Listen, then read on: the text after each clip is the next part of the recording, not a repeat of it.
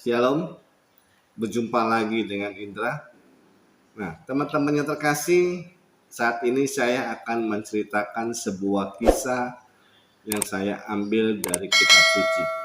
Sebuah peristiwa Nabi yang dipakai Tuhan ini untuk membelah laut. Tentu tahu dong siapa yang dimaksud dengan tokohnya. Ya, Musa. Musa adalah orang yang membawa orang atau bangsa Israel itu keluar dari tanah perbudakan di Mesir. Tentu tidak mudah membawa orang begitu banyak untuk keluar dari negara Mesir, ya, untuk menuju tanah yang terjanji atau tanah yang dijanjikan Tuhan. Dan pasti banyak peristiwa-peristiwa yang mereka alami selama perjalanan. Nah, menurut kitab suci, lama perjalanan mereka itu 40 tahun lamanya. Mereka berputar-putar di padang gurun. Salah satu peristiwa yang diberikan Tuhan kepada Musa adalah sebuah mukjizat untuk membelah laut. Nah, bagaimana kisahnya? Kisah ini diawali ketika umat Israel sudah keluar dari Mesir dan mereka bertepi di tepi laut. Ya, beristirahat, membuat bangun kemah itu untuk melanjutkan perjalanannya nanti. Lalu tiba-tiba orang Mesir ini ingin mengejar orang Israel itu untuk membawa kembali ke Mesir, ya, untuk dijadikan budak lagi. Nah, ketika orang Israel sewaktu berkemah di tepi laut melihat begitu banyak tentara Mesir yang datang ke mereka, mereka lalu mulai bersungut-sungut atau istilahnya uring-uringan kepada Musa. Dan Musa itu mencoba untuk menenangkan mereka. Tuhan akan berperang untuk kita. Kalian tinggal diam saja. Kemudian benarlah datang firman Tuhan kepada Musa. Mengapa engkau berseru-seru demikian kepadaku, hai Musa? Katakanlah kepada orang Israel supaya mereka berangkat. Dan kau Musa, angkatlah tongkatmu dan ulurkanlah tanganmu ke atas laut dan belahlah airnya. Sehingga orang Israel bisa berjalan di laut yang kering. Dan aku akan mengeraskan hati orang Mesir sehingga mereka menyusul kalian, baik terhadap Firaun, seluruh pasukannya, keretanya, orang-orang yang berkuda. Aku akan menyatakan kemuliaannya. Maka orang Mesir akan mengetahui bahwa akulah Tuhan Israel, apabila aku memperlihatkan kemuliaanku terhadap mereka. Kemudian bergeraklah malaikat Tuhan, ya, yang tadinya berjalan di depan tentara Israel, lalu berjalan ke belakang mereka. Dan tiang awan, ya, yang tadinya di depan pindah ke belakang, ya, itu yang lalu berdiri di belakang mereka. Jadi demikianlah tiang awan itu berdiri di antara tentara Mesir dan tentara Israel. Dan karena awan itu menimbulkan kegelapan, maka malam itu lewat. Sehingga enggak satu pun dari mereka itu saling mendekat, ya, semalam-malaman.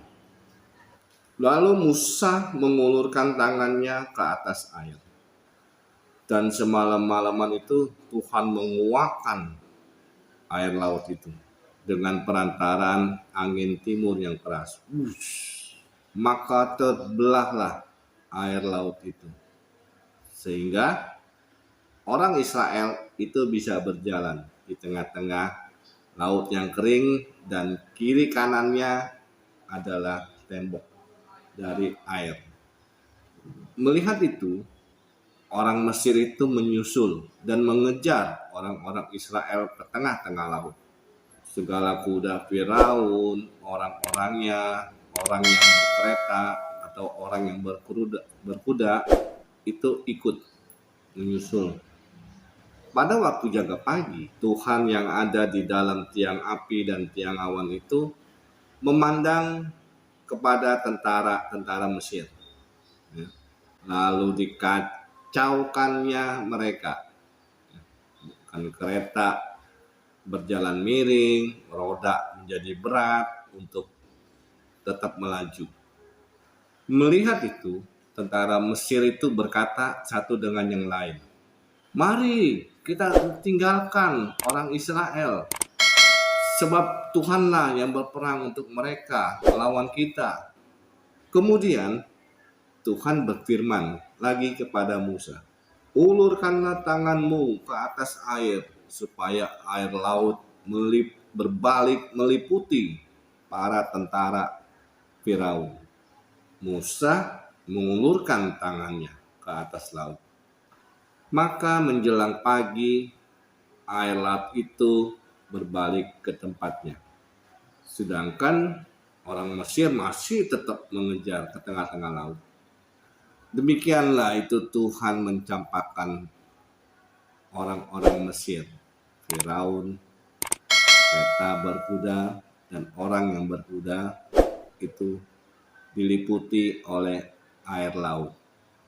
Dan tak seorang pun dari orang-orang Mesir itu yang tinggal, artinya yang selamat. Mereka semua tewas. Demikianlah pada hari itu Tuhan menyelamatkan orang-orang Israel dari pengejaran orang-orang Mesir. Dan orang-orang Israel melihat mayat-mayat orang Mesir terhampar di pinggir pantai. Ketika dilihat oleh orang Israel betapa besarnya perbuatan yang dilakukan Tuhan terhadap orang Mesir, maka takutlah orang Israel itu kepada Tuhannya, dan mereka percaya kepada Tuhan dan kepada hambanya Musa. Teman-teman yang terkasih, ketika kita mendengar cerita tentang perbuatan atau mujizat yang diberikan Tuhan kepada orang-orang Israel, apa yang kita bisa ambil hikmahnya dari kisah atau cerita atau peristiwa yang dialami bangsa Israel waktu zaman Musa? Apakah mujizat itu bisa berlaku kepada kita? Tentu saja bisa.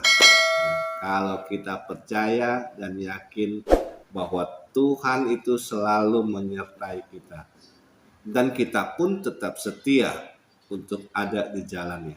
Semoga dari cerita ini kita bisa mendapatkan sesuatu yang kita bisa perbuat bagi saudara atau sesama kita.